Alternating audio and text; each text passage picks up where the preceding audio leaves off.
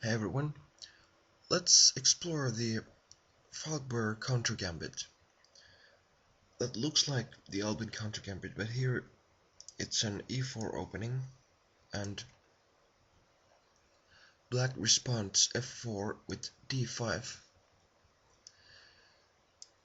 Here usually white takes the pawn on d5, and although it's not exactly a gambit, I mean black could recapture that pawn, but then he would get kicked around with knight c3 and stuff. So usually black pushes this e-pawn forward. That's the historical line here.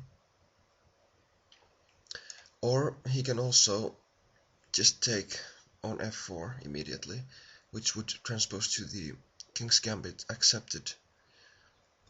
But let's look at the independent lines such as c6, the Nimzovich counter gambit, and e4. So I'm not gonna go very deep into theory here. I think it's the kind of opening that if you encounter it in your games, then you can start studying it, but it's most likely that you might never encounter this in a long game. So here white can attack the e-pawn with d3, black can play knight f6, and then white can take on e4, and he can play knight f3, developing. Black might play bishop c5, focusing on this f2 square, and one example game that happened here was between Spielman and Tarash with queen e2, bishop f5, g4, castles, takes on f5, and rook e8. And this is better for black because he's gonna gain back material, and so it's just something to not go for. Here knight c3 is better, and also if black plays f5, then knight d2, check, and this might be bad for black. The queen's being hit, and also the knight and the f-pawn are probably going to fall, and maybe this bishop. So I don't know, maybe due to this line or some other complications that black has recently started to prefer just c6, the Nimzovich counter gambit in the Falkbeer counter gambit. And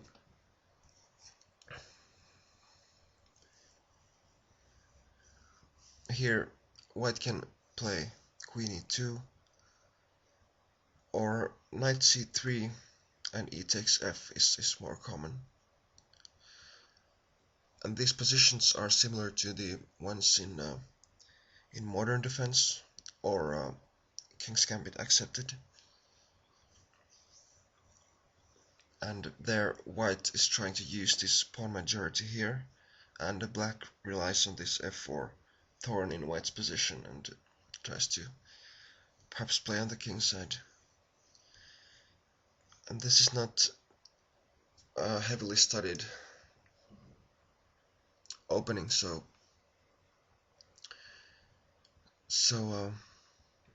I might explore it a little bit.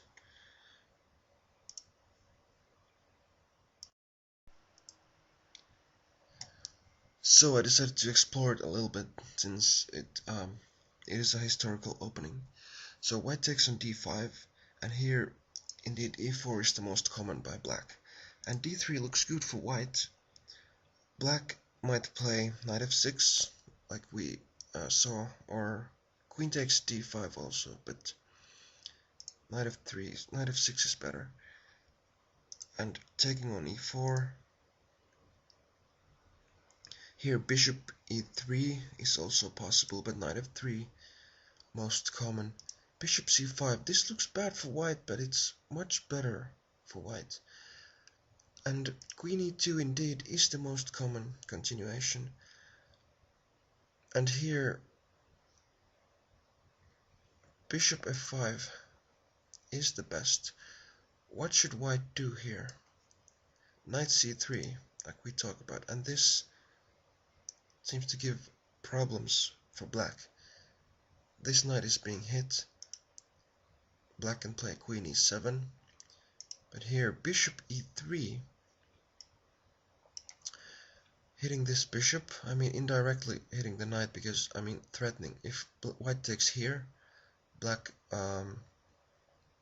well, black can take with the knight, so I guess that would be quite okay. Then white would exchange queens and maybe had a better development. So black takes on e3, queen takes e3, black takes on c3, queen exchange, and white takes on c3. White does have this double pawn, but he has one more pawn, one extra pawn, and this is good for white. Black can take the c pawn, but most common is just bishop e4, threatening the d pawn, and here knight g5. I guess white can't afford to have another double pawn. If he would play like c4 or something, protecting this pawn, then black could take this anyway, or he'll probably take on f3. So white plays knight g5, bishop takes the d pawn, castle long, and here c6 or bishop e6 or h6 or rook d8, and not very many games from this position. So what if black takes on c2? Then white can just play king d2, and whether bishop goes to a4 or g6, white is going to have a better game, because he's more developed. So what other branches do we have here that we should explore?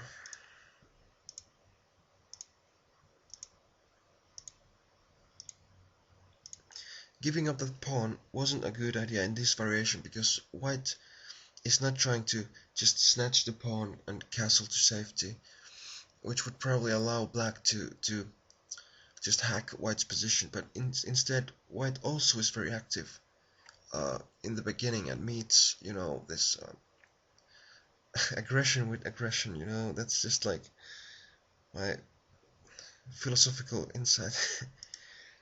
But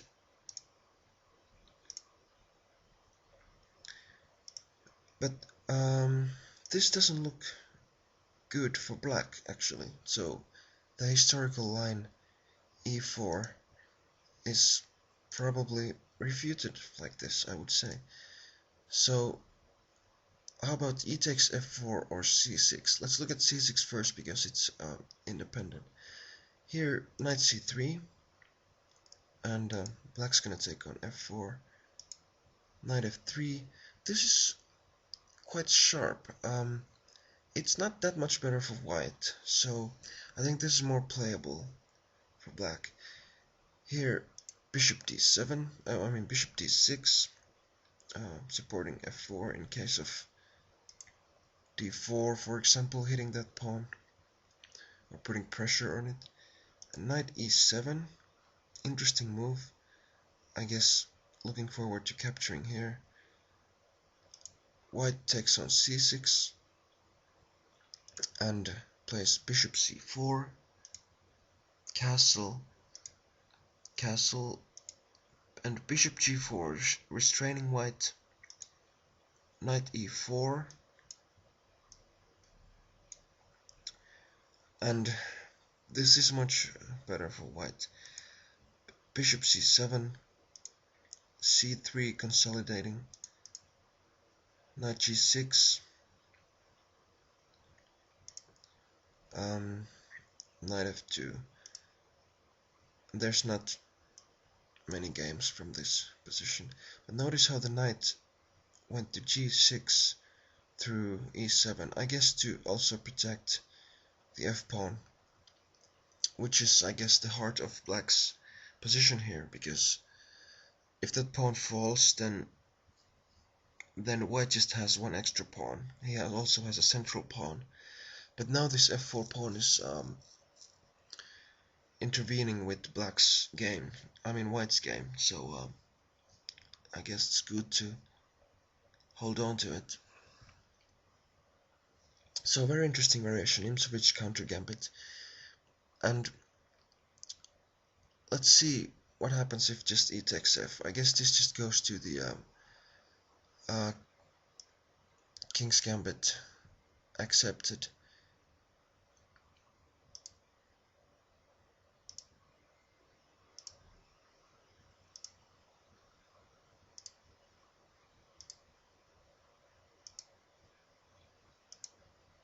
This should be a draw.